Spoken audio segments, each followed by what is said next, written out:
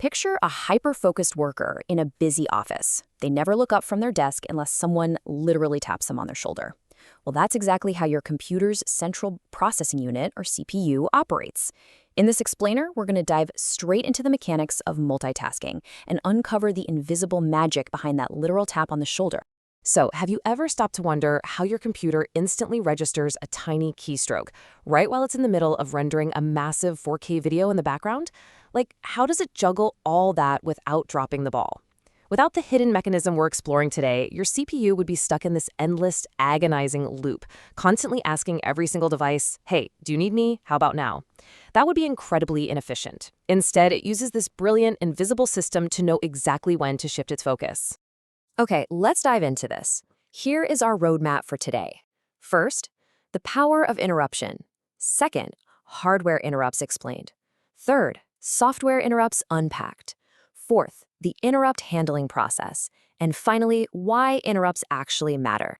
All right, part one, the power of interruption, the end of continuous polling.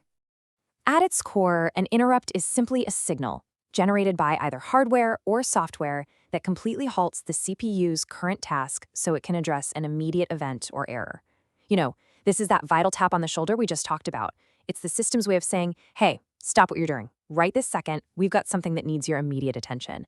And honestly, this simple little signal is the whole reason your device stays so highly responsive, no matter how hard it's grinding away on some heavy background task.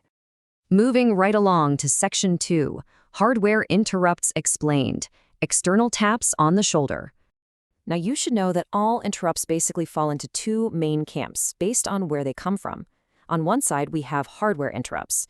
These are generated by external devices and physical hardware components. On the flip side, we have software interrupts, which are initiated internally by software instructions or sometimes errors during execution. So it's really the classic divide, right? External signals versus internal triggers. Let's drill down into that hardware side first. There are three main subtypes here: I/O interrupts, timer interrupts, and hardware failure interrupts. And as you'll see, these can range from the most mundane, everyday tasks to absolute drop-everything critical emergencies. First up, we've got I/O interrupts. These are signals coming directly from your peripheral devices. Think about when you quickly tap a key on your keyboard, or maybe when your hard drive finishes reading a really large file. That physical device fires off an I/O interrupt to let the CPU know, hey, I'm done here, or hey, I need you to process this input right now. This is literally what happens every single time you type, click, or scroll. Next on the list are timer interrupts. Now, what's really fascinating about these is that they aren't triggered by anything you, the user, actually do. Nope, they are produced by system timers at very regular intervals.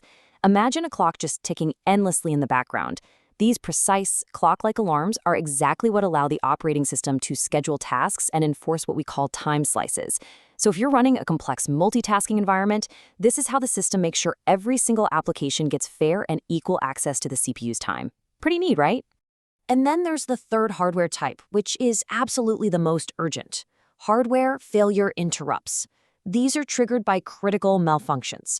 We're talking about major issues like a sudden power failure, memory parity errors, or extreme overheating.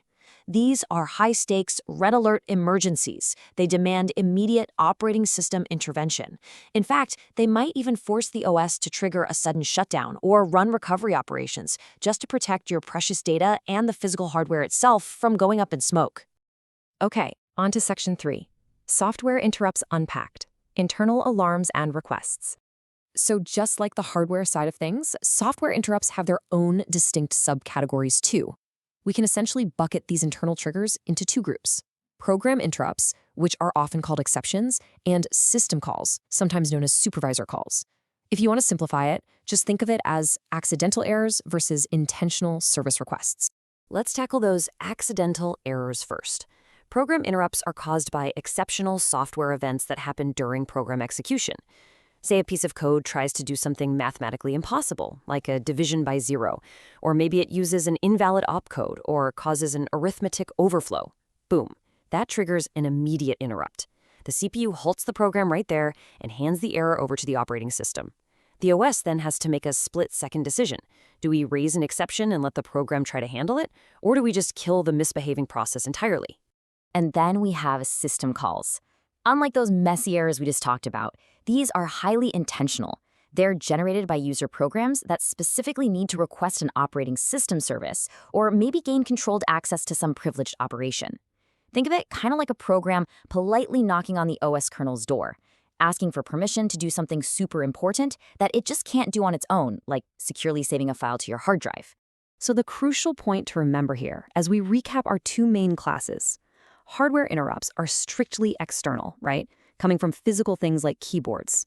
Software interrupts are strictly internal, bubbling up from code events, whether that's a buggy division by zero error or totally intentional system call.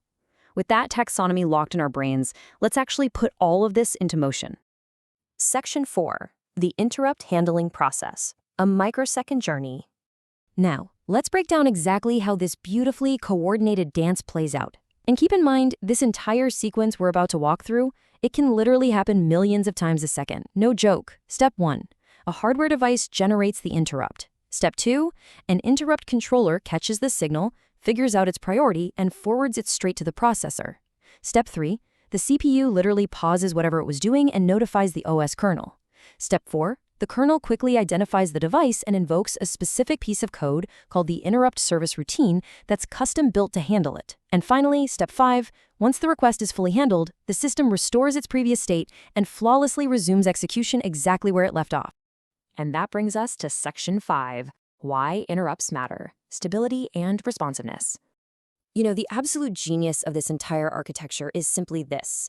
It allows the CPU to work on other tasks instead of polling devices continuously. Without this tap-on-the-shoulder system, your CPU would be trapped in that agonizingly inefficient loop we talked about earlier. It would just be constantly asking idle devices, do you need help? Do you need help? Instead of, actually running your games and applications smoothly. So, I'm going to leave you with this provocative little thought to ponder. What would actually happen to the very device you're using right now if these micro interruptions suddenly just stopped working? Well, the exact moment an interrupt fails to fire, the entire illusion of multitasking completely shatters. Your mouse freezes, your keyboard goes totally dead, the whole system just halts dead in its tracks. Kind of makes you truly appreciate all that elegant, invisible efficiency working tirelessly right beneath your screen, doesn't it? Thanks for joining me on this explainer.